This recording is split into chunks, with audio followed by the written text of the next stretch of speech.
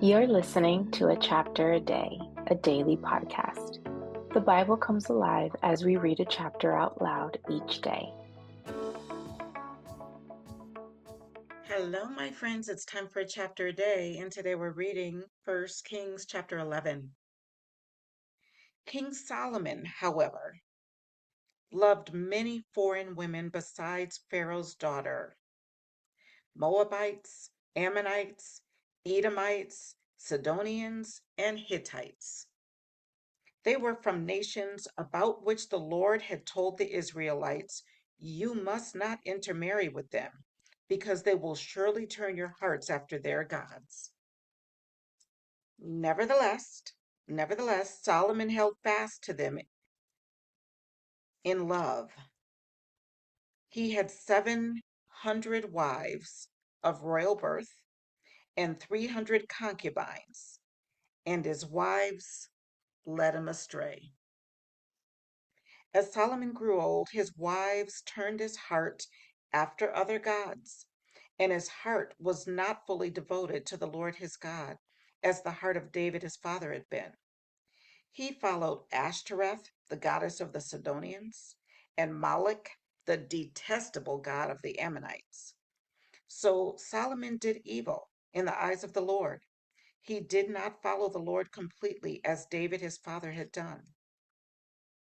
On a hill east of Jerusalem, Solomon built a high place for Shebash, the detestable god of Moab, and for Moloch, the detestable god of the Ammonites. He did the same for all his foreign wives, who burned incense and offered sacrifices to their gods. The Lord became angry with Solomon because his heart had turned away from the Lord, the God of Israel, who had appeared to him twice. Although he had forbidden Solomon to follow other gods, Solomon did not keep the Lord's command. So the Lord said to Solomon, "Since this is your attitude, and you have not kept my covenant and my decrees, which I commanded you, I will most certainly tear the kingdom away from you and give it to one of your subordinates. Nevertheless, for the sake of David your father, I will not do it during your lifetime. I will tear it out of the hand of your son. Yet I will not tear the whole kingdom from him, but will give him one tribe for the sake of David my servant, and for the sake of Jerusalem, which I have chosen." Then the Lord raised up against Solomon an adversary, Hadad the Edomite, from the royal line of Edom.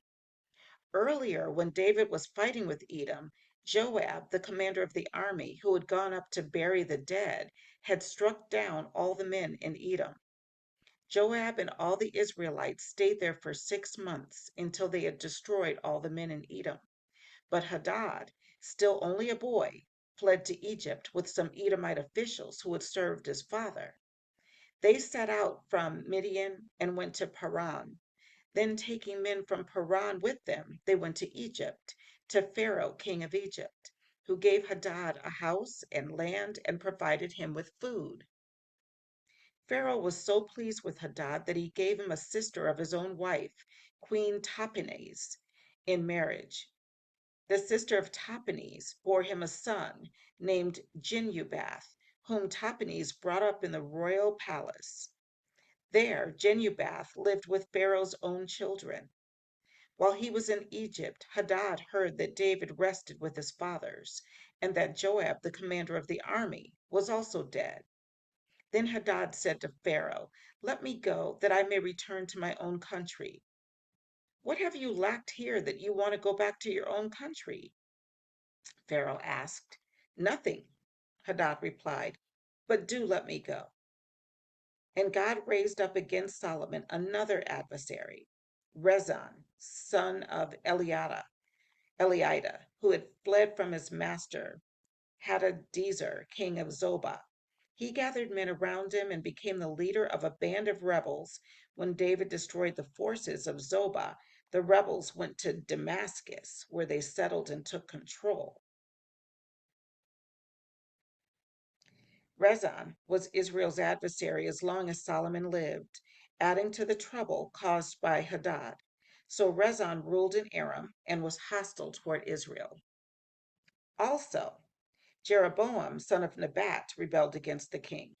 He was one of Solomon's officials, an Ephraimite from Zeradah, and his mother was a widow named Zeruiah. Here is the account of how he rebelled against the king. Solomon had built the supporting terraces and had filled in the gap in the wall of the city of David his father. Now Jeroboam was a man of standing, and when Solomon saw how well the young man did his work, he put him in charge of the whole labor force of the house of Joseph. About that time, Jeroboam was going out of Jerusalem, and Ahijah, the prophet of Shiloh, met him on the way, wearing a new cloak. The two of them were alone out in the country, and Ahijah took hold of the new cloak he was wearing and tore it into 12 pieces. Then he said to Jeroboam, "Take 10 pieces for yourself, for this is what the Lord, the God of Israel, says. See, I am going to tear the kingdom out of Solomon's hand and give you 10 tribes.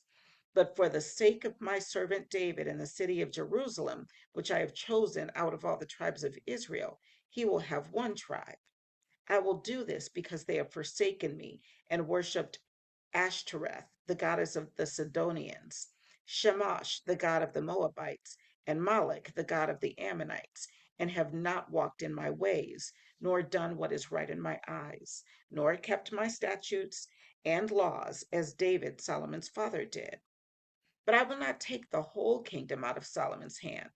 I have made him ruler all the days of his life for the sake of David, my servant, whom I chose and who observed my commands and statutes. I will take the kingdom from his son's hands and give you 10 tribes. I will give 1 tribe to his son, so that David, my servant, may always have a lamp before me in Jerusalem, the city where I chose to put my name. However, as for you, I will take you, and you will rule over all that your heart desires. You will be king over Israel. If you do whatever I command you and walk in my ways and do what is right in my eyes by keeping my statutes and commands, as David my servant did, I will be with you. I will build you a dynasty as enduring as the one I built for David and will give Israel to you. I will humble David's descendants because of this, but not forever." Solomon tried to kill Jeroboam, but Jeroboam fled to Egypt, to Shishak the king, and stayed there until Solomon's death. As for the other events of Solomon's reign, all he did and the wisdom he displayed, are they not written in the book of the annals of Solomon? Solomon reigned in Jerusalem over all Israel 40 years.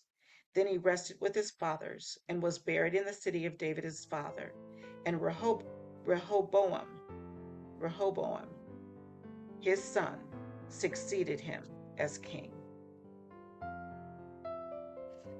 And that was 1 Kings chapter 11. See you tomorrow for another chapter.